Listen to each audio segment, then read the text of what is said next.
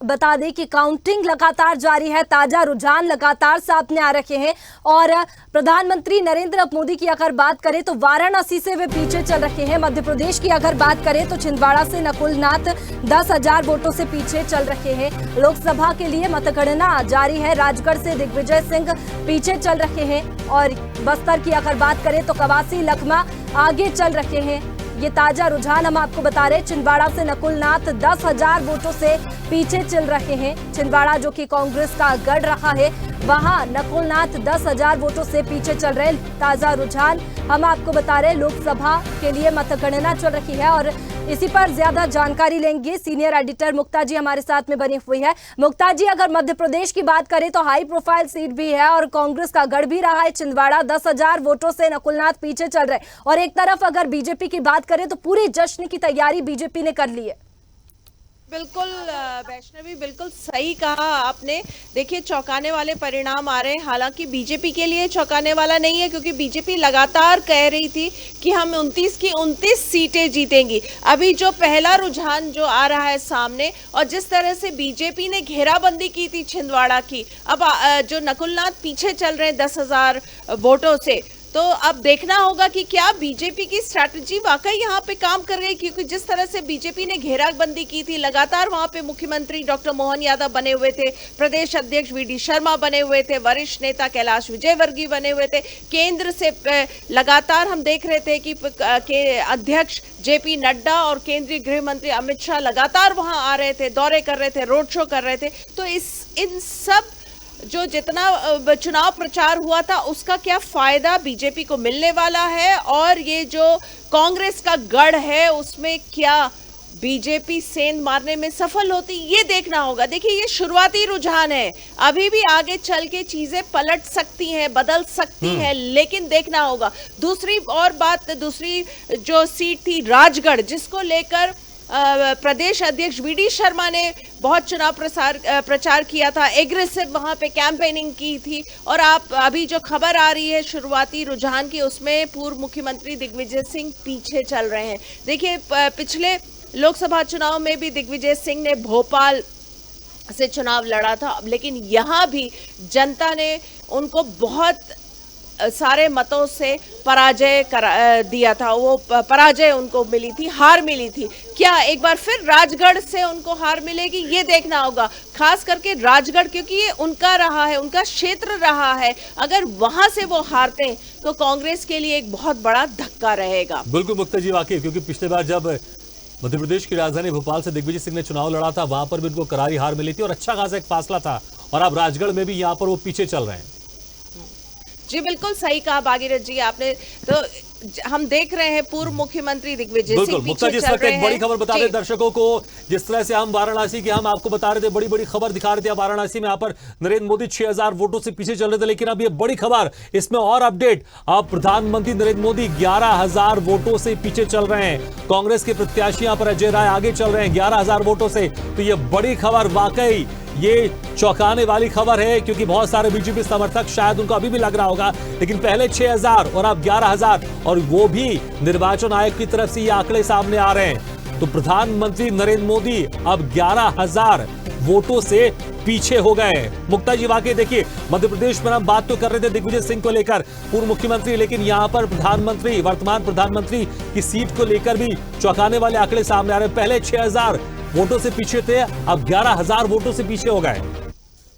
जी बिल्कुल भागीरथ जी, ये वाकई में चौंकाने वाला, इनफैक्ट हम कह सकते हैं कि एक शॉकिंग न्यूज़ है। क्योंकि जिस तरह से प्रधानमंत्री नरेंद्र मोदी बीजेपी के ब्रांड एम्बेसडर हैं, उनका चेहरे पे ही बीजेपी ने चुनाव लड़ा है, उनकी योजनाओं पे ही बीजेपी ने चुनाव लड़ा है, और लगातार बीजेपी जिस तरह से कह रही है कि बीजेपी 3.0, जो जब एग्जिट पोल आए थे तो बीजेपी ने दावा किया था कि वो पूरा का पूरा, हम लोगों ने भी देखा था, एग्जिट पोल पूरा जो है वो बीजेपी के फेवर में था, बीजेपी को अप्रत्याशित सीट्स मिली हैं। तो लगातार जो है बीजेपी और उसके कार्यकर्ता दावा कर रहे थे कि प्रधानमंत्री 3.0, बीजेपी 3.0। तो अगर प्रधानमंत्री के चेहरे पे जिस तरह से बीजेपी ने चुनाव लड़ा है, और अगर वो इस तरह पहले हमने देखा 6000 वोट, अब 11000 वोट, तो वाकई ये एक शॉकिंग न्यूज़ है। लेकिन देखिए फिर भी हम जैसा हम लोग बार बार कह रहे हैं कि ये तो शुरुआत के रुझान है, आगे अभी बहुत समय है, बहुत चीज़ें धीरे धीरे जब और भी काउंटिंग होती है तो बहुत चीज़ें बदलती हैं, तो हमें उस समय का इंतज़ार करना पड़ेगा। वाकई उस समय का इंतजार करना होगा। लेकिन देखिए मुक्ता जी, यहां पर एक बात जरूर उठेगी, क्योंकि इस बार ये कोशिश थी कि वाराणसी में जीत का फासला कितना होगा, अक्सर इसको लेकर चर्चा चल रही थी। लेकिन शुरुआती दौर में अगर यहां पर प्रधानमंत्री नरेंद्र मोदी 11000 वोटों से पीछे चल रहे हैं, तो मुझे लगता है यहां पर कांग्रेस के पास जरूर बहुत कुछ कहने के लिए होगा। लेकिन अभी बहुत सारे राउंड बाकी देखना होगा। लेकिन जो दावा किया जा रहा था कि इस बार डिफरेंस वो बहुत ज्यादा होगा, वो होगा कि नहीं होगा। हालांकि फिलहाल यहां पर अभी प्रधानमंत्री नरेंद्र मोदी पीछे चल रहे हैं मुक्ता जी। लेकिन अब फिर मध्य प्रदेश की अगर बात करें तो यहां पर 4 सीटों पर कांग्रेस आगे चलती हुई दिखाई दे रही है और 23 सीटों पर यहां पर बीजेपी। हालांकि अभी पूरे आंकड़े धीरे धीरे भी सामने और आएंगे। लेकिन जिस तरह से स्वदेश न्यूज में लगातार कह रहा था कि 4 से 5 सीटें ऐसी है जहां पर एक कांटे की टक्कर दिखाई दे रही है, अभी शुरुआती रुझानों में तो यही सामने आ रहा है। जी बिल्कुल सही कहा भागीरथ जी। हमारी भी जब कांग्रेस के वरिष्ठ नेताओं से बात होती थी, वो लगातार कह रहे थे कि कांग्रेस 5 से 6 सीट जीत सकती है, क्योंकि वहाँ के कैंडिडेट्स अच्छे हैं, वहाँ पे एक कांटे की टक्कर रही है बीजेपी के प्रत्याशी और कांग्रेस के प्रत्याशी के बीच में। तो लगातार ये बात सामने आ रही थी। हालांकि बीजेपी लगातार ये दावा कर रही थी, एग्जिट पोल के बाद भी वो दावा कर रही थी कि हम 29 की 29 सीट जीतेंगे। हालांकि स्वदेश न्यूज ने अपने जो एक्सपीरियंस पोल कराया था उसमें 29 की जगह 27 सीट बीजेपी को दी थी और 2 कांग्रेस को दी है। लेकिन देखना होगा कि क्या होगा। अभी जो शुरुआती रुझान आ रहे हैं उसमें कुछ सीटों पे कांग्रेस आगे है और बाकी में बीजेपी आगे चल रही है। और देखिए अगर हम मध्य प्रदेश की बात करें तो यहाँ पे जो वरिष्ठ नेता है जैसे ज्योतिरादित्य सिंधिया गुना से, पूर्व मुख्यमंत्री शिवराज सिंह चौहान, उसके बाद नकुल नाथ हो गए, चूंकि उनके साथ कमलनाथ का नाम जुड़ा हुआ है, पूर्व मुख्यमंत्री दिग्विजय सिंह। तो ये 4-5 जो सीट्स हैं इस पे सबकी निगाह है, क्योंकि बहुत यहाँ से जो वरिष्ठ नेता हैं वो चुनाव लड़ रहे हैं। बिल्कुल मुक्ता जी, और यहाँ पर अगर बात करें तो बीजेपी भी पूरी कॉन्फिडेंस में नजर आ रही है, क्योंकि जश्न की तैयारी बीजेपी ने पहले से ही कर ली है।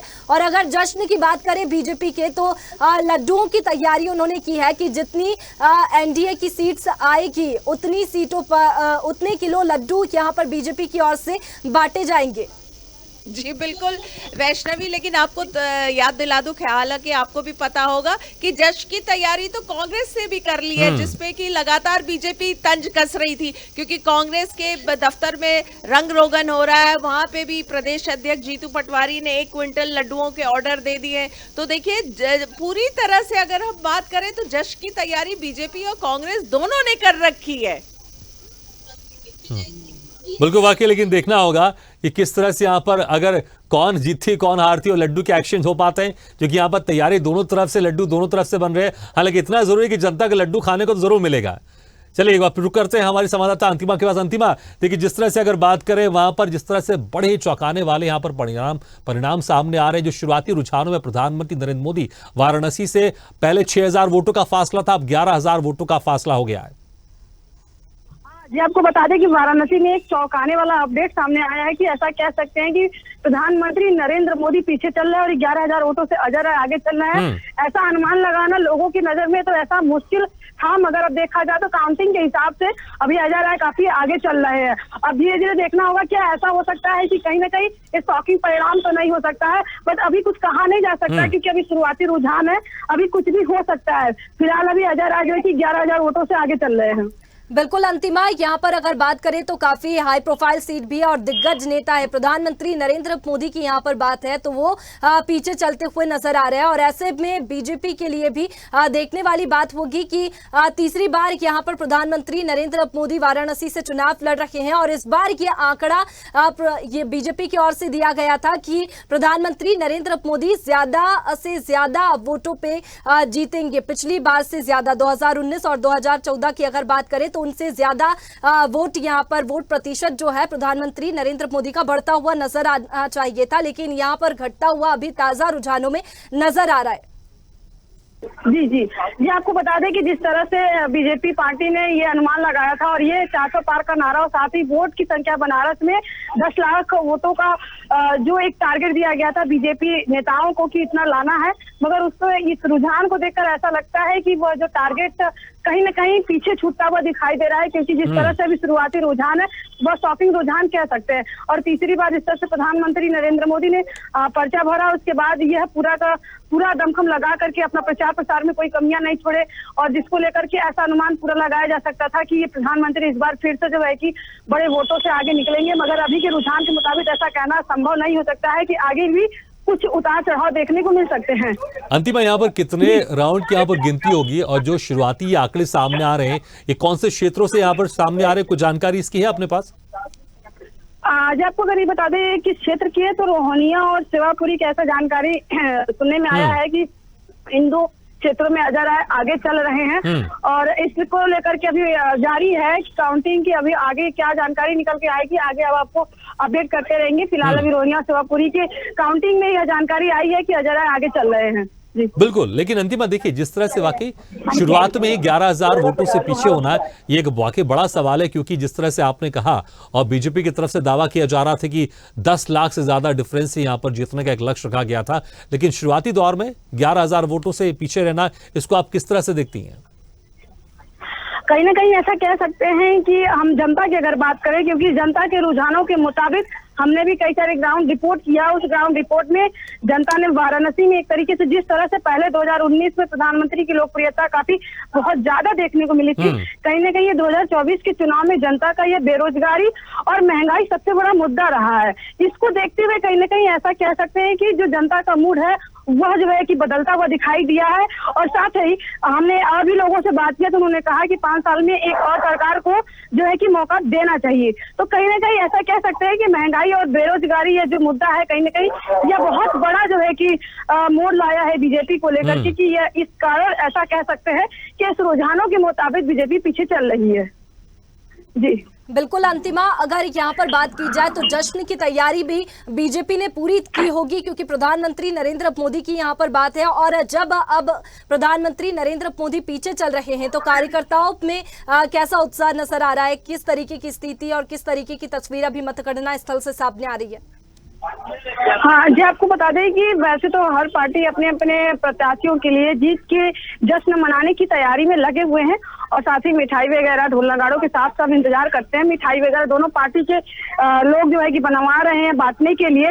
मगर फिलहाल जो यहाँ का अगर नज़ारे की बात की जाए, यहाँ का दृश्य की बात की जाए, तो यहाँ पर मीडिया से लेकर के पुलिस प्रशासन से लेकर के सभी का जमावड़ा लगा हुआ है, और साथ ही यहाँ पे डीएम और सीपी ने आकर के निरीक्षण भी किया है, और यहाँ के आसपास के लोग भी, कुछ लोग यहाँ जानने के लिए उत्सुकता में हैं कि कौन आगे और कौन पीछे चल रहा है। मिठाइयाँ तो वैसे बनाई जा रही हैं, और जैसे जैसे लोग आगे जा रहे हैं कुछ लोग तो मिठाइयाँ बांटने भी शुरू कर दी है। फिलहाल अभी शांत माहौल ये कह सकते हैं कि जो मौजूदा सरकार है उस पार्टी में, कि हाँ ये देखना होगा कि आगे और भी बदलाव देखने को मिल सकते हैं। तो ऐसा उम्मीद लगाया जा रहा है कि जितना लक्ष्य मिला था वह पार कर पाते हैं या नहीं कर पाते हैं। फिलहाल अभी के मुकाबले में यहाँ का माहौल शांत है। वैसे इस इलाके को छावनी में तब्दील कर दिया गया है। पुलिस प्रशासन, महिला हो चाहे पुरुष हो, सभी को यहाँ पे तैनात कर दिया गया है, और साथ ही यहाँ पे नियम रेगुलेशन जो लागू किया गया है कि जिसके पास पास हो, आईडी पास हो या फिर प्रेस पास हो, तो ही जो है कि वो अंदर जा सकता है, जो यहाँ पे आ सकता है, अन्यथा अदर कोई आ नहीं सकता है। और साथ ही 4 व्हीलर से लेकर टोटो, ऑटो, ये सब सारी चीजों को बंद कर दी गई है, बाइक ही चल जा रहे हैं। निजी वाहन हो तो हो सकता है। वैसे यहाँ पर पूरी तरीके से सुरक्षा में तैनात है लैस इस इलाकों को, और इस इलाके के साथ साथ जो इस रोड पे आने जाने वाले लगभग 4-5 से 10 किलोमीटर के एवरेज में पुलिस प्रशासन चौराहे पर मुस्तैद की गई है। बिल्कुल अंतिमा, तमाम जो तैयारी है वो तो की गई है, और इसी के साथ में जश्न का माहौल भी देखने को मिल रहा है, और देखने वाली बात होगी कि क्या कुछ नतीजे रहते हैं।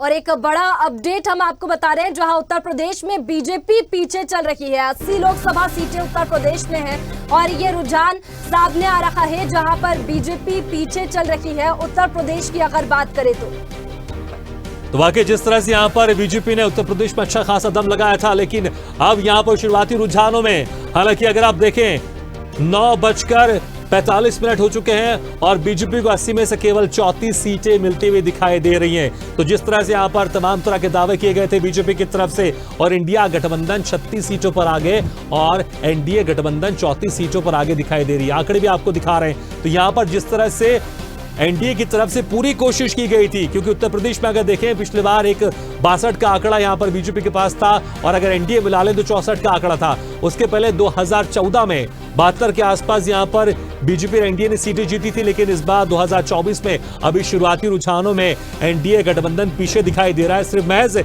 34 सीटों पर आगे चलते हुए दिखाई दे रही है और 36 सीटों पर एनडीए गठबंधन आगे दिखाई दे रहा है। वैष्णवी देखिए, इतनी आसान इस बार चुनाव नहीं लग रहे हैं, क्योंकि उत्तर प्रदेश में जिस तरह से बीजेपी कह रही थी कि हम एक तरफा सीटें लेकर आएंगे, लेकिन शुरुआती रुझानों में बीजेपी पीछे हो गई है। बड़ा राज्य है, अगर आपको केंद्र में सरकार बनानी है तो उत्तर प्रदेश में आपको अच्छा खासा आपको सीटें जीतकर आनी पड़ेगी, लेकिन शुरुआती रुझानों में बीजेपी पीछे। बिल्कुल, शुरुआती रुझान में जो है वो बीजेपी पीछे होती हुई नजर आ रही है। उत्तर प्रदेश में बीजेपी एनडीए को 34 सीटें मिलती हुई दिखाई दे रही है, और इंडिया गठबंधन की बात करें तो 36 सीटें। और ये स्क्रीन पर भी हम आपको ये आंकड़े दिखा रहे हैं, जहां पर ताजा रुझान उत्तर प्रदेश से सामने आ रहा है, जहां 80 सीटों में से एनडीए के पास में 34 सीटें मिलती हुई अभी नजर आ रही है। फिलहाल ताजा रुझान है, लेकिन पूरे दिन भर के जो आंकड़े होंगे, जो वोटिंग परसेंटेज निकले थे, इसके साथ ही जो मतगणना चल रही है, काउंटिंग चल रही है, दिन भर में देखना होगा कि कितने नतीजे जो है वो निकल करके सामने आते हैं।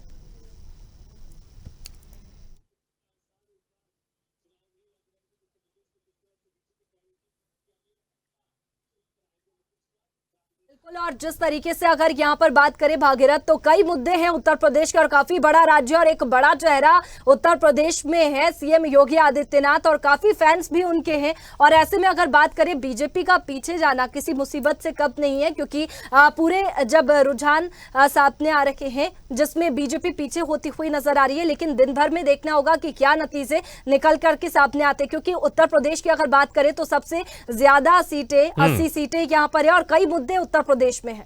बिल्कुल, वाकई वैष्णवी देखो, जिस तरह से यहां पर एक कोशिश की जा रही थी, बड़ा राज्य है, और जिस तरह से 2014 में मैंने बताया कि तकरीबन 72 सीटों के आसपास वहां पर बीजेपी जीती थी, 2019 में 62 सीटें और एनडीए के साथ 64 सीटें। इस बार 2024 में इतनी आसान राह नहीं लग रही है। तकरीबन यहां पर सिर्फ महज 34 सीटों पर आगे बीजेपी एनडीए गठबंधन। और हमारे साथ में बिहार से धर्मेंद्र जुड़ चुके हैं। धर्मेंद्र, बिहार की अगर बात करें तो किस तरीके के रुझान अभी सामने आ रहे हैं, क्योंकि काउंटिंग लगातार जारी है? राजद गठबंधन 9 सीट पर चल रही है। तो जिस तरह से यहाँ का आकलन था कि 32 का आम ये सर्वे जो हुआ था 32 और 8 की, तो कुल मिलाकर जो देखने को मिलता है वो सीधा सीधी दिख रहा है। और राजद की ओर से नहीं बल्कि एनडीए की तरफ से कहा जा रहा था कि मैं 20 सीट लूंगा, लेकिन ठीक है, उस परिस्थिति में काफी बदलाव आया है। जिस तरह से कि 1 सीट था, पिछले बार 19 में 1 सीट था और 39 सीट एनडीए के पास थी, तो उस स्थिति को अगर मैं आकलन करूं तो इस हिसाब से एनडीए गठबंधन इंडिया गठबंधन की स्थिति काफी अच्छी दिख रही है। अब रह गई सवाल कि एनडीए अपना साख बचाने में कहां तक कामयाब होती है, ये तो वक्त बताएगा और समय बताएगा, चूंकि अभी मतगणना चल रहा है। लेकिन पहली रुझान जो आ रही है 29 सीट पर एनडीए, 9 सीट पर इंडिया गठबंधन चल रही है आगे। जी बिल्कुल, लेकिन देखिए जिस तरह से बिहार में हमने देखा है, बहुत यहां पर सियासत में उथल पुथल देखने को मिली, क्योंकि नीतीश कुमार जिन्होंने शुरुआत की थी इंडिया गठबंधन की, लेकिन ऐन चुनाव से पहले वो एनडीए में जाकर मिल गए। क्योंकि ऐसा कहा जाता है कि नीतीश कुमार भाप लेते हैं कि आखिर बिहार में किसकी सरकार बनने वाली है या फिर किसका दबदबा चल रहा है। लेकिन जिस तरह से शुरुआती रुझान यहाँ पर आ रहे हैं, क्या नीतीश कुमार इस बार गलत साबित हो सकते हैं? बिल्कुल सही। जिस तरह से उन्होंने पलटी मार की जो व्यवस्था की है, तो वो कहीं न कहीं वोटरों को जो है पसंद नहीं आई। और सबसे बड़ी बात है कि जिस तरह से रुझान आ रहा है, तो मुझे लगता है नहीं बल्कि आम मतदाताओं का कहना है कि इस बार जो है जदयू ज्यादा अधिक डैमेज होगा बीजेपी के बनिस्बत। तो जो है अधिकांश जो भी इंडिया गठबंधन को सीटें जाएगी, तो वो जेडीयू कोटे से जाएगा तमाम स्थिति को देखते हुए। तो इस सबसे बड़ी बात है कि ये जो पलटी मारना यहाँ के मतदाताओं को ठीक नहीं लग रहा था और बोल भी रहे थे कि इस तरह से नहीं, अगर इनको कहीं रहना है एक जगह रहें जिससे जनता भी परेशान नहीं हो और आम कार्यकर्ता कैडर भी परेशानी ना हो। तो इन चीजों को थोड़ी सी कहीं न कहीं दिख रही है और वो डैमेज कंट्रोल में जेडीयू लगे हुए हैं, लेकिन परिस्थिति वैसी नहीं लग रही है। जिस तरह से 29 एनडीए चल रही है और राजद 9 पर चल रहा है, तो स्पष्ट लगता है कि कहीं न कहीं उसका प्रभाव पड़ रहा है और देखने को भी मिल रहा है।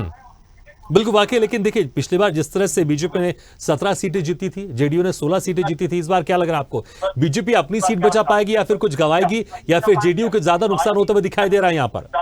जेडीयू को काफी नुकसान होगा, ये पहले से ही तय था। क्योंकि मैं वोटरों से कई बार बात किया तो वोटरों का कहना था कि ये पलटी मार, मैंने इसके पहले भी आपको बताया कि पलटी मार सब, तो यानी जेडीयू को नुकसान होगा ये सीधी तौर पर। बीजेपी अपना जो स्थिति है वो यथावत रखे रहेगा, क्योंकि बीजेपी के और जो यहाँ की मतदाता है वो ठीक है, वो कहना है कि ये ठीक है, लेकिन उनकी ये जेडीयू जो है इन आउट जो करते हैं तो उसकी वोटर जो है जेडीयू का वोटर, जेडीयू का मतदाता, जेडीयू। ठीक है। इस वक्त बड़ी खबर आपको बता रहे हैं, इस वक्त की बड़ी खबर लोकसभा के लिए लगातार मतगणना तो जारी है, लेकिन इस बीच में लगातार स्वदेश न्यूज आपको बड़ी खबर भी दिखा रहा है। रुझानों में यूपी में बड़ा उलटफेर दिखाई दे रहा है।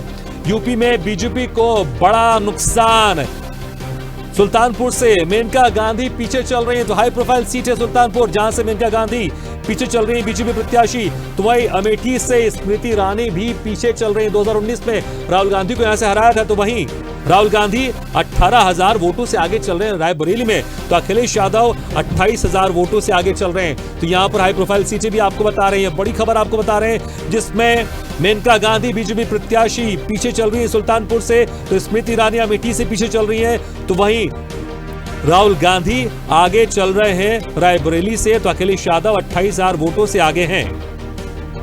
बिल्कुल ये बड़ा अपडेट बता रहे हैं। रुझानों में यूपी में बड़ा उलटफेर देखने को मिल रहा है। यूपी में बीजेपी को बड़ा नुकसान होता हुआ दिखाई दे रहा है। बता दें कि उत्तर प्रदेश की अगर बात करें तो 80 लोकसभा सीटें सुल्तानपुर से मेनका गांधी पीछे चल रही है और ये बड़ा उलटफेर उत्तर प्रदेश में देखने को मिल रहा है। भागीरथ राहुल गांधी 18,000 वोटों से आगे चल रहे हैं और अखिलेश यादव की अगर बात करें तो 28,000 वोटों से अखिलेश यादव आगे चल रहे हैं। अमेठी से स्मृति ईरानी पीछे चल रही है। बीजेपी को नुकसान होता हुआ फिलहाल शुरुआती रुझानों में दिखाई दे रहा है। वाराणसी सीट से कांग्रेस आगे है।